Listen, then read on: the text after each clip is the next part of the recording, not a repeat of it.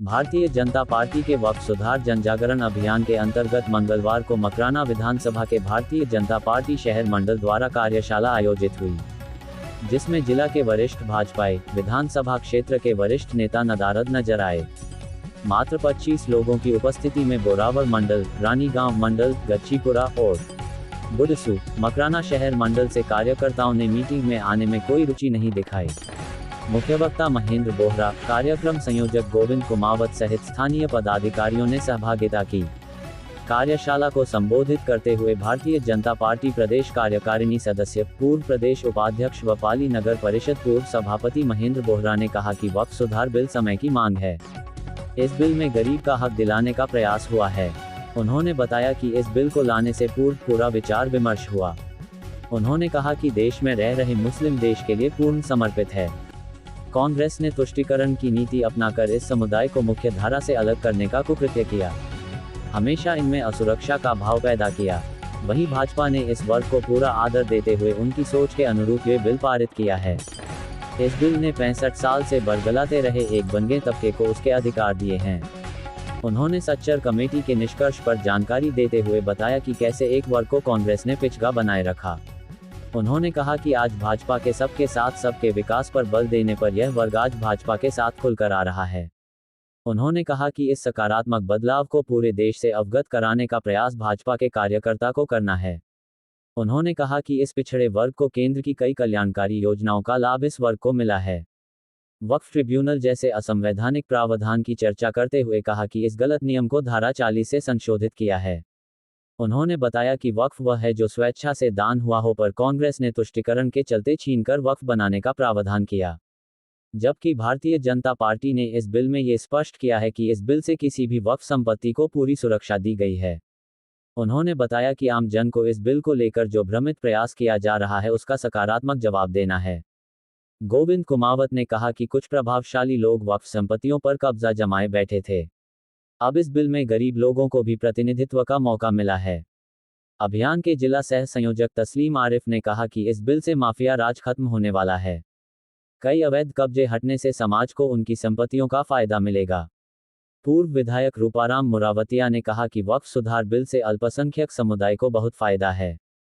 पारदर्शिता के प्रावधान से इस समुदाय को फायदा मिलेगा। उन्होंने कहा कि संवैधानिक प्रावधानों का पूर्णतया पालन करते हुए विधि सम्मत तरीके से बनाया गया है, जिसका अल्पसंख्यक समुदाय की बेहतरी के लिए उपयोग होगा।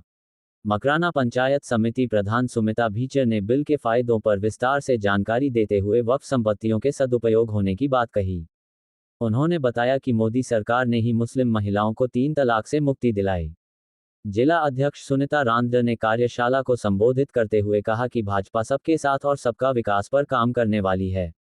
उन्होंने बताया कि वक्फ संशोधन का उद्देश्य आम मुसलमान को फायदा दिलाना है। उन्होंने कहा कि भाजपा ने अल्पसंख्यक समुदाय के कल्याण के लिए पूर्व में भी कई कदम उठाए हैं। उन्होंने कहा कि भाजपा कार्यकर्ताओं का दायित्व है कि वे इस बिल की भावना से आम मुसलमान तक पहुंचाएं। कार्यशाला का संचालन देवेश स्वामी ने किया।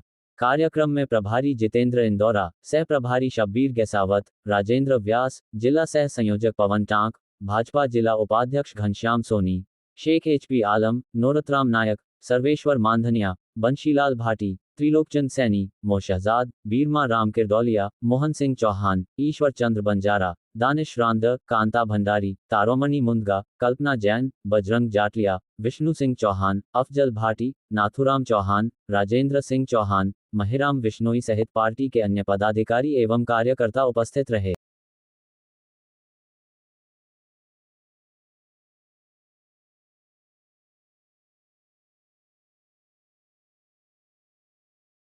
जो वक्फ बोर्ड है, जिस पे अंगुली रखेगा, जैसे रूपाराम जी ने बताया मेरे सामने, जिस पे अंगुली रखेगा, जिस पे हाथ रखेगा, जिस पे बर्बाद जारी कर देगा, वो संपत्ति वक्फ की हो जाएगी। उसकी कोई दावा नहीं, उसके खिलाफ में कोई बात प्रस्तुत नहीं करता। यहां तक अधिकार दे दिया, अगर वो खाली नहीं करता है उसके साथ में बल प्रयोग करके खाली करवा सकते। उससे आगे अधिकार दे दिया, अगर वो खाली नहीं करे और कानून नहीं माने उसे कारावास की सजा देने तक का अधिकार दे दिया, उसको जेल में। इस प्रकार से यह इस आजाद भारत में जहां न्याय प्रियता है, संविधान का राज है, कानून का रक्षक है, कानून का सिस्टम है,